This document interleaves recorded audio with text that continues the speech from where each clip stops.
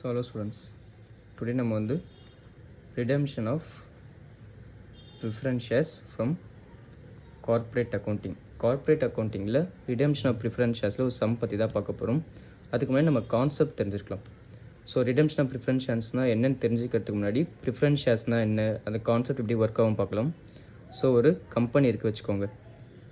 ஒரு company it can issue 2 types of shares. ஒன்று வந்து ஈக்விட்டி ஷேர்ஸ்னு சொல்லுவாங்க, இன்னொன்று வந்து ப்ரிஃபரன்ஸ் ஷேர்ஸ்னு சொல்லுவாங்க. ஸோ இன்றைக்கி நான் மெயினாக பார்க்க போகிறது ப்ரிஃபரன்ஸ் ஷேர்ஸ் தான். ப்ரிஃபரன்ஸ் ஷேர்ஸ் என்ன அப்படின்னா, 2 ப்ரிஃபரன்ஷியல் ரைட்ஸ் இருக்கும் அவங்களுக்கு. 2 ப்ரிஃபரன்ஷியல் ரைட்ஸ். ஒன்று வந்து டிவிடெண்ட் பே பண்ணால் ஈக்விட்டி ஷேர்ஸ் ஹோல்டர்ஸ் இருப்பாங்கள்ல, அவங்களுக்கு முன்னாடி வந்து ப்ரிஃபரன்ஸ் ஷேர் ஹோல்டர்ஸ்க்கு பேமெண்ட் பண்ணிவிடுவாங்க, ஃபஸ்ட்டு ப்ரையாரிட்டி கொடுப்பாங்க. செகண்ட் ப்ரையாரிட்டி பார்த்திங்கன்னா வைண்ட் அப்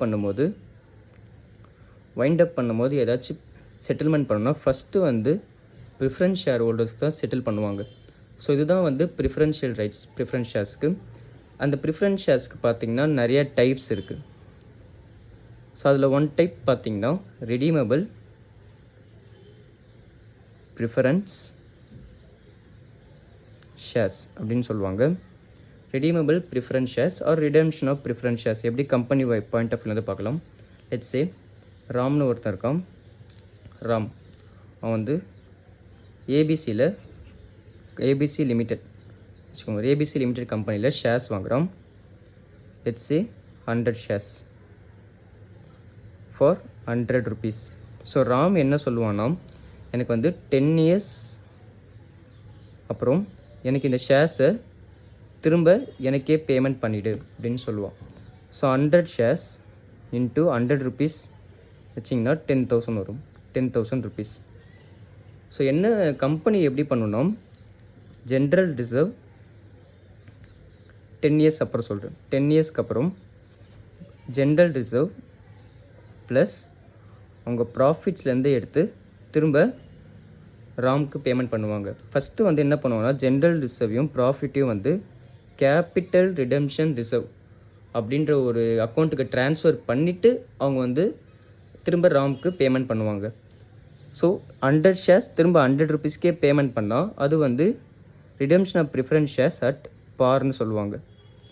அதுவே 100 shares 100 rupees தான் வாங்கியிருக்கான், பட் 10 yearsக்கு அப்புறம் 100 shares அட் 120 rupeesக்கு அவங்க வந்து பேமெண்ட் பண்ணாங்கன்னா, ஸோ 12,000 rupees அவங்க திரும்ப பேமெண்ட் பண்ணாங்கன்னா redemption of preference shares at ப்ராஃபிட்னு சொல்லுவாங்க. ப்ராஃபிட் சொல்ல மாட்டாங்க, லைக் ப்ரீமியம்னு சொல்லுவாங்க.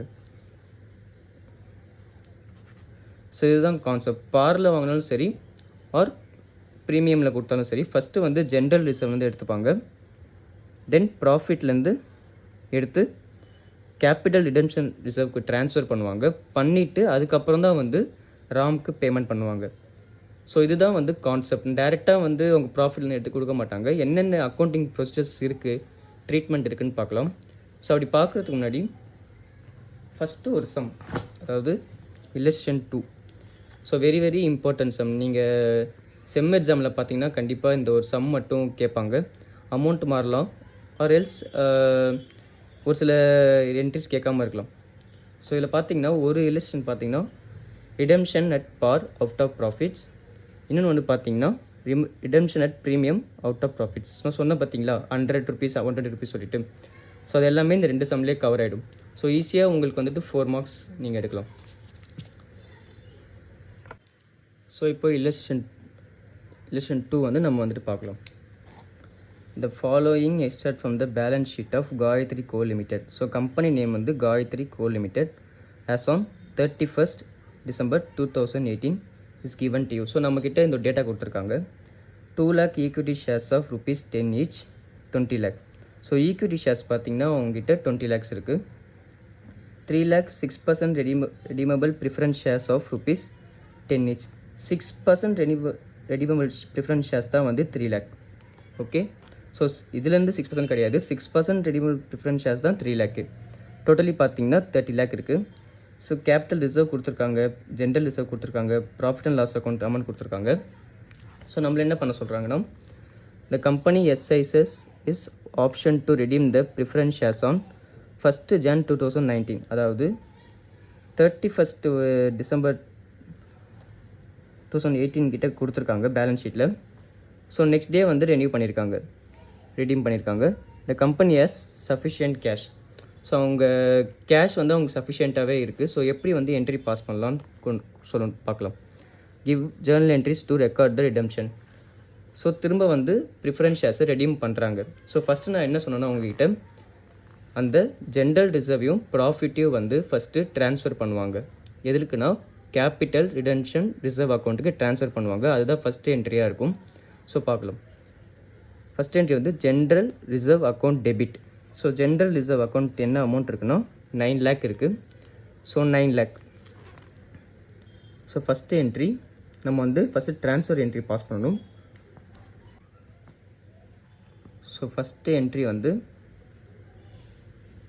General reserve account debit. So general reserve எவ்வளோ இருக்குன்னா 9 lakh இருக்குது. So first transfer entry pass பண்ணுறோம். செகண்ட் என்ன பண்ணணும்னா ப்ராஃபிட் அண்ட் லாஸ் அக்கௌண்ட்லேருந்து எடுக்கணும். Profit and loss account. So totally வந்து 30 lakh வந்துட்டு நம்ம வந்து திரும்ப கொடுக்கணும் ஷேர் ஹோல்டர்ஸ்க்கு. ஸோ எவ்வளோ இருக்குன்னா 9 lakh வந்து ஜென்ரல் ரிசர்வ்லேருந்து எடுத்தாச்சு. ஸோ ரிமைனிங் வந்து 21 lakh எடுக்கணும். 21 lakh டு நான் ஒரு அக்கௌண்ட் சொன்னேன், capital redemption reserve account. First வந்து இவங்களுக்கு நம்ம ட்ரான்ஸ்ஃபர் பண்ணிடணும். செகண்ட் என்ட்ரி பார்த்திங்கன்னா எவ்வளோ நம்ம வந்து பேமெண்ட் பண்ணணும் அப்படின்னு நமக்கு தெரியணும். ஸோ கேபிட்டல் வந்து நமக்கு கம்மியாக போகுது. கேபிட்டல் வந்து டிக்ரீஸ் ஆச்சுன்னா டெபிட் பண்ணணும். ஸோ எவ்வளோ டிக்ரீஸ் ஆக போகுதுன்னா 6% redeemable preference share account debit. 30 lakh வந்து நமக்கு கம்மியாக போகுது. ஸோ 30 lakh டு நம்ம யாருக்கு பேமெண்ட் பண்ணணும், credit the giver. So redeemable preference shareholder, அவ்வளோதான். Redeemable preference shareholder account. So 30 lakh அவங்களுக்கு பேமெண்ட் பண்ணணும். ஸோ பேமெண்ட் பண்ணிட்டா ப்ரிஃபரன்ஸ் ஷேர் ஹோல்டர் அக்கௌண்ட் கிரெடிட்டில் இருக்குது பார்த்தீங்களா, டெபிட்டில் போயிடும். Redeemable preference shareholder account debit. Total amount வந்து 30 lakh. ஸோ இந்த மாதிரி பெரிய பெரிய அமௌண்ட்லாம் வந்து கண்டிப்பாக பேங்க்கில் இருந்தால் பேமெண்ட் பண்ணுவாங்க டு பேங்க் அக்கௌண்ட். ஸோ இந்த சம் நீங்கள் போட்டிங்கனாலே சம்டைம்ஸ் வந்து 3 மார்க்கில் கூட கேட்பாங்க இந்த சம்மை. ஸோ அதனால் வந்து ஈஸியாக புரிஞ்சுக்கோங்க. ஃபஸ்ட்டு வந்து general reserve profit and loss அக்கௌண்ட்டை எடுத்து ட்ரான்ஸ்ஃபர் என்ட்ரி வந்து ஃபஸ்ட்டு பாஸ் பண்ணுறோம். Transfer entry. தென் நம்ம வந்து அமௌண்ட் எவ்வளோ பே பண்ணணும்னு சொல்லிட்டு ஒரு என்ட்ரி பாஸ் பண்ணுறோம். தேர்ட் என்ட்ரி அமௌண்ட் பே பண்ணதுக்கு என்ட்ரி, அமௌண்ட் பெய்டுக்கு என்ட்ரி. ஸோ நெக்ஸ்ட்டு சம் வந்து நெக்ஸ்ட் வீடியோவில் நம்ம பார்க்கலாம். தேங்க்யூ.